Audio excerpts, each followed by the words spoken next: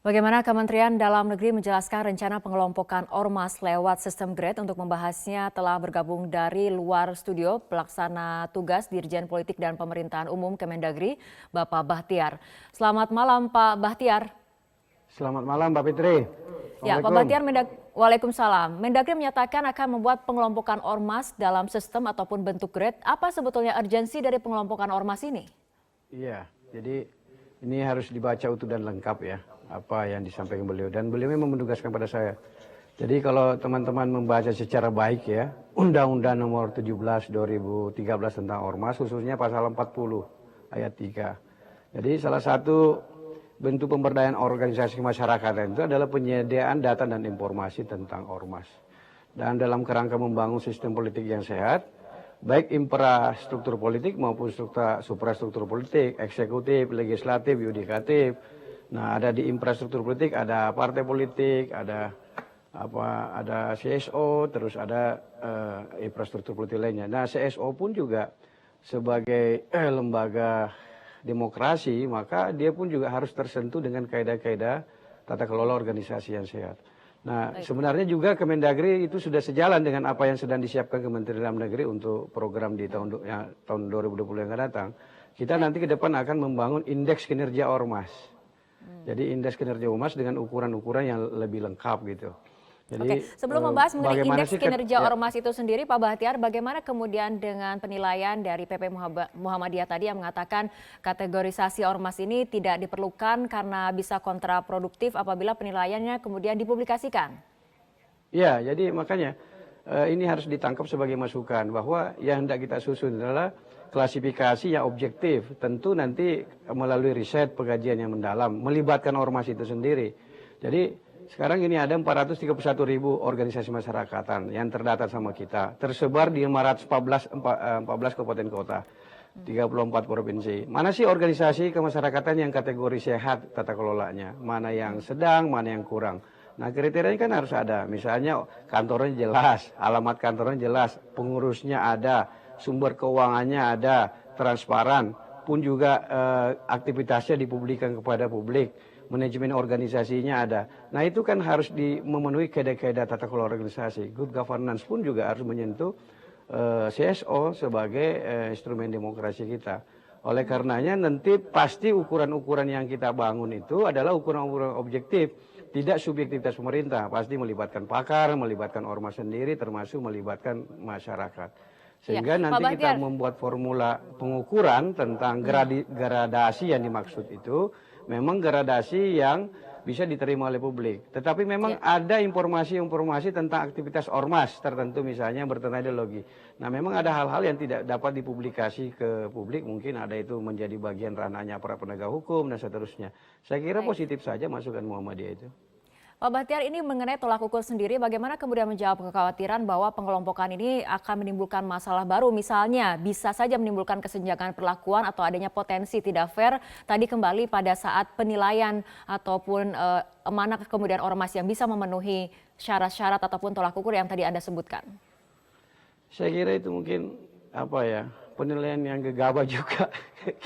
Kita kan hendak membangun indeks kinerja ormas itu kan justru bagian dari reformasi tata kelola organisasi kemasyarakatan di Indonesia sehat. Ada 431.000 itu. Sekarang kita misalnya mau bermitra dengan pemerintah, mau bermitra dengan swasta, mau bermitra dengan masyarakat lainnya atau ormas lainnya.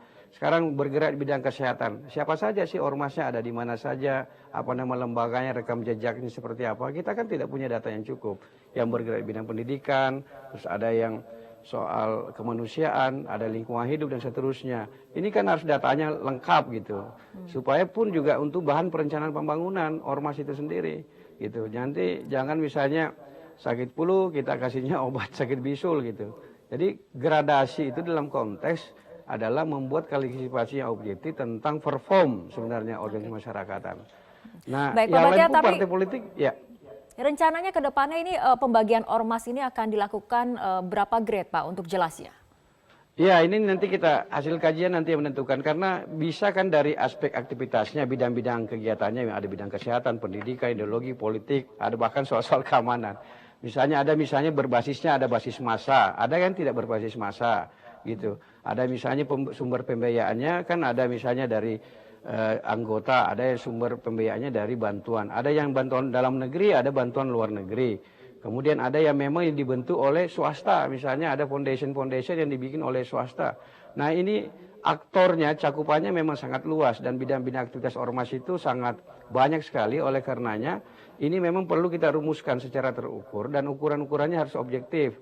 Kritik dan masukan dari Muhammadiyah saya kira masukannya positif supaya nanti kita membuat indeks itu yang bisa diterima oleh publik dan pasti ada uji publiknya dan nanti akan kita buka kepada publik ukuran-ukuran itu gitu. Baik. Sama aja kita menyusun ya.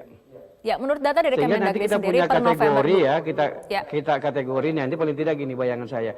Ada kategori ormas itu ormas yang sehat itu dengan kriterianya apa gitu. Sehat dari segi tata kelola yang transparansi, akuntabilitas. Kemudian agak sehat mungkin ya. Nah, ini kurang sehat. Nanti dari data-data itu itulah justru data untuk sumber bahan perencanaan kebijakan. Justru juga bisa nanti kita salurkan, sinergikan dengan swasta, bisa kita sinergikan dengan ormas yang lain. Jadi apabila tadi kita mendengarkan pernyataan dari Mendagri, gitu.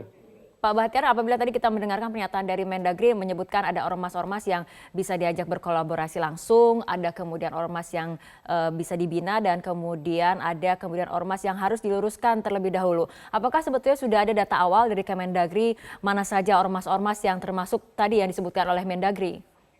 Ya perintahnya kan kemarin tuh pada saya beliau. Justru itulah yang harus dilakukan. Salah satu yang harus kami lakukan ya, termasuk yang arahan beliau itu. Nanti tentu kami harus menyiapkan data. Tetapi kami setuju dengan pikiran PP Muhammadiyah. Misalnya ketika kita menemukan data ormas yang nyata-nyata melakukan kegiatan yang bertentangan ideologi kan tidak harus kita publikasikan pada publik gitu. Nah justru data itu menjadi bahan kita untuk melakukan pembinaan terhadap ormas bersangkutan. Sejatinya ormas ini kan masyarakat kita yang berorganisasi. Apapun jenis dan bentuknya, ada aktivitasnya. Mungkin ada yang belum terlalu bagus, ada yang sudah hebat, ada yang baru berkembang. Nah tugas kita kan membina mereka gitu. Kan negara ini, pemerintah ini memang punya keterbatasan. Kekuatan ormas itu harus kita jadikan kekuatan untuk membangun bangsa gitu. Apapun bentuknya hari ini mereka. Iya. Pak Bahtiar, pertanyaan terakhir, apabila ternyata ada ormas yang kemudian dikategorikan, tadi Anda katakan ada ormas yang mungkin bisa dikategorikan sehat ataupun tidak sehat. Nah apabila ada ormas yang masuk ke yang tidak sehat ataupun ormas yang masuk kategori negatif harus diluruskan, apa sebetulnya langkah untuk membinanya? Apakah akan ada sanksi ataupun seperti apa rencananya? Makanya sehatnya tidak apa, sehatnya dulu, nanti tidak sehatnya nanti karena apa? Apa karena aspek tata kelolanya, manajemennya tidak bagus, SDM-nya tidak cukup kompeten, apa kurang transparan, atau memang mereka melakukan aktivitas-aktivitas yang nyata-nyata melanggar hukum misalnya, jadi menjadi aksi premanisme misalnya dibungkus ormas begitu, justru gerakan-gerakan yang mengganggu tentang ketertiban masyarakat. Nah itu menjadi bahan input juga untuk ditertibkan oleh aparat penegak hukum gitu. Pasti diberikan sanksi gitu. Gitu kepada yang nyata-nyata misalnya secara sistemik, oh justru ini berkumpul bungkusnya doang ormas. Justru bungkusnya ormas untuk dijadikan alat untuk misalnya memperjuangkan kepentingan-kepentingan justru bertentangan dengan kepentingan umum, justru mengganggu ketertiban masyarakat. Nah untuk hal-hal seperti itu menjadi bahan input kita kepada aparat penegak hukum pasti. Dilakukan penertiban gitu. Baik, kita tunggu bagaimana kajian selanjutnya dari pihak Kemendagri. Gini, Mbak Fitri, artinya gini, ini organisasi masyarakatan kan sama saja, ada organisasi pers di Indonesia, ada partai politik, ada perusahaan. Nah, organisasi masyarakatan itu mestinya dia tumbuh berkembang menjadi alat untuk membangun bangsa atau kekuatan untuk membangun bangsa. Nah, dalam perkembangannya organisasi masyarakatan itu ada memang yang sengaja dibentuk di luar tujuan-tujuan dasarnya gitu. Kita lihat perkembangan tren terakhir.